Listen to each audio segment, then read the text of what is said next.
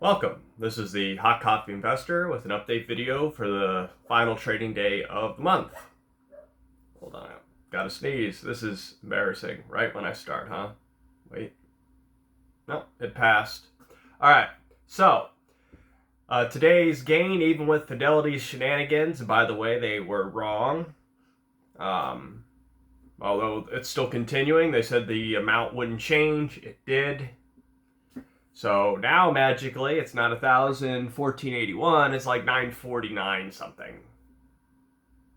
So, I transferred 950 out of my Roth into my brokerage to cover that.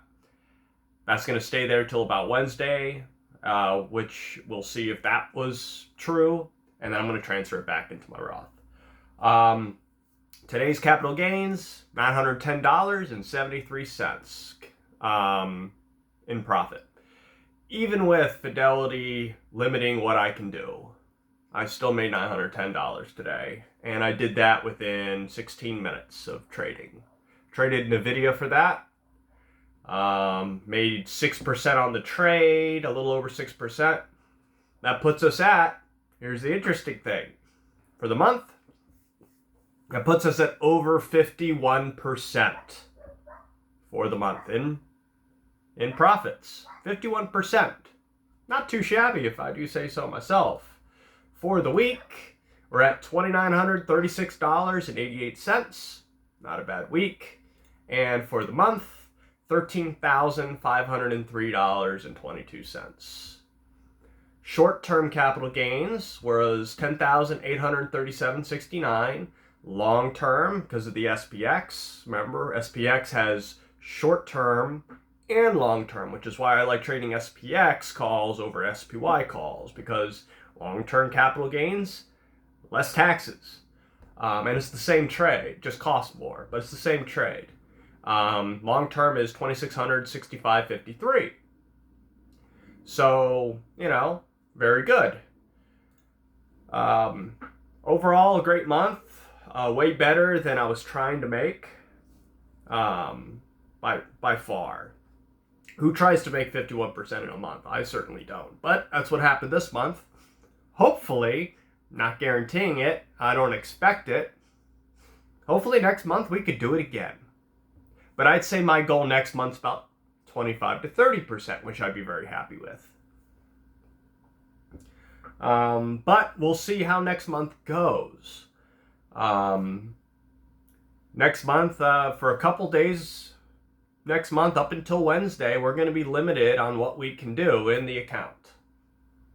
So for 3 business days, even though we have margin, we're not going to be able to really move money around too much. We can take 1 trade a day. Maybe 2 if we spread the money out. But overall, we're not going to be able to do as much. The goal is, during those 3 days, at least $400 to $500 a day, I would say, based off of my performance and what it seems I'm capable of in the short term. Thursday, I think the market's closed. I haven't checked. I'm not going to check right now, but I'm pretty sure the market's closed on Thursday. Yeah, why not? We'll check. Thursday. Hold on. July 1st. All right, let's see. I do think the market's closed. There's no news coming out on Thursday, so I think the market is closed Thursday. So we'll have 4 trading days next week. We're going to try and do about $1,500 to $2,000 next week. I think we're fully capable of doing that. If we do what we did today, we're going to crush that into oblivion, that goal into oblivion. I think we can do it, but I'm going to err on the safe side until Friday, really, because on Friday I'll be able to move money around like no one's business. So we'll see what we can do. Sorry, I'm still congested from Monday. It's actually gotten worse. But I'm doing my best. And not to mention, I usually perform better when I'm feeling better.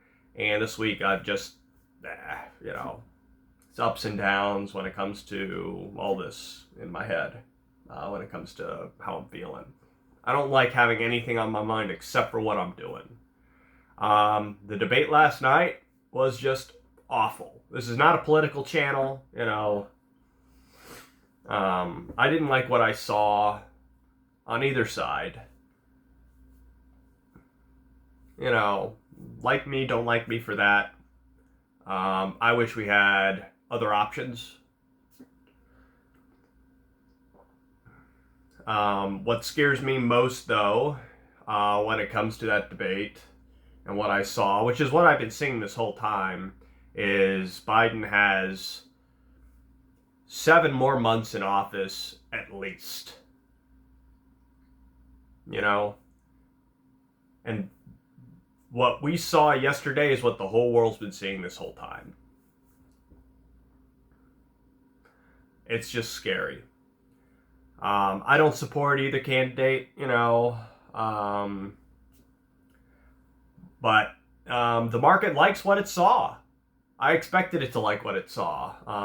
Trump's better for taxes, you know, for businesses. And I hate to say it, it feels to me, and this is just me, I don't like either candidate, to be honest. I'm sorry. It seems like Biden just gave it away. So, and the fact that he's not backing down and he's going to continue moving forward, basically as the primary for the Democratic Party, basically it's handing it over to the Republican Party. And there's just, I mean, that's it. That's it. Unless he comes out swinging somehow on the next debate in September, you know, and I don't see that happening. I just don't see it happening after what I and everyone saw. So, but the market loves it because Trump's good for business. You know, whether or not that's good for the U.S., that remains to be seen. But for business, it's very good. You know, businesses don't want the tax cuts to go away. And Biden wants to get rid of those tax cuts. And no offense, if Biden's tax cuts go into if his letting it expire goes into effect, anyone trading stocks, houses, any asset, you know, is going to owe the government in capital gains taxes 42%. Doesn't matter what your income is. You know, he keeps saying $400,000 a year, blah blah blah, but that's not what it is. Okay, capital gains is capital gains. All right, you know, and if it expires, every time I make money in the stock market, which is a capital gain on an asset, I'm going to owe 42%. As far as I can tell, 42%. That's insane. So if you make any money on any asset, if you buy and sell a trading card or a car, you know, a car, if you buy and sell a mattress, you owe the government 42% of whatever you made. Doesn't matter what it is. That's capital gain. All right? And business does not like that. That's, you know, profits are profits, you know, but no offense when if the government reaches into your pocket and says, it's very nice that you made some money, give me almost half, that's not good for anybody. Whether or not you make $400,000 a year or $10,000 a year or zero, you still owe 42% taxes. I just don't like that. You know, if Biden had walked that back, I think, if he had an opportunity, you know, he walked around it. He didn't do it. You know, he didn't say anything. He said he wants them to, you know, he just let his previous statement of let it expire. It's just not good. It's not good for anybody. If you're trading stocks, bonds, options, any money you make, government's going to take almost half. You know, I want you to keep that in mind. You sell a car, and let's say you make $2,000. Congratulations, the government's going to take like $800 of that from you just for selling the darn thing at not a loss. You know, so what you make 58% of that? You get to keep 58% of your profit? No, that's just terrible. So, we'll see. Well, I'm hoping. I mean, if he walks that back, I think that would help Biden, but it's not going to save what we saw last night. It was just awful on both sides. It was just awful. Why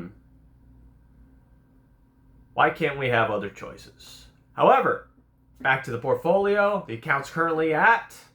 Granted, it's because of adding congestion. Account's at $33,022.30. Keep in mind, $950 of that is going to be removed out of the account back to the Roth, so it's really lower than that. I'm not going to do the math, even though I could. So what, 32 something. Roth's at $79.50 because of the withdrawal. Obviously that'll be $950 higher, so like what, $9,000, so much better. On Wednesday, hopefully it'll be even better. And that's all the trades for today and for the month. Very successful month. I hope you had a successful month. It was very easy this month. Very predictable, very easy. I hope it was predictable and easy for you. All you had to do was be bullish on downtrends every single time. So, once again, this is the Hot Coffee Investor. Have a good weekend, good trading, and I'll see you on the next one. Take care.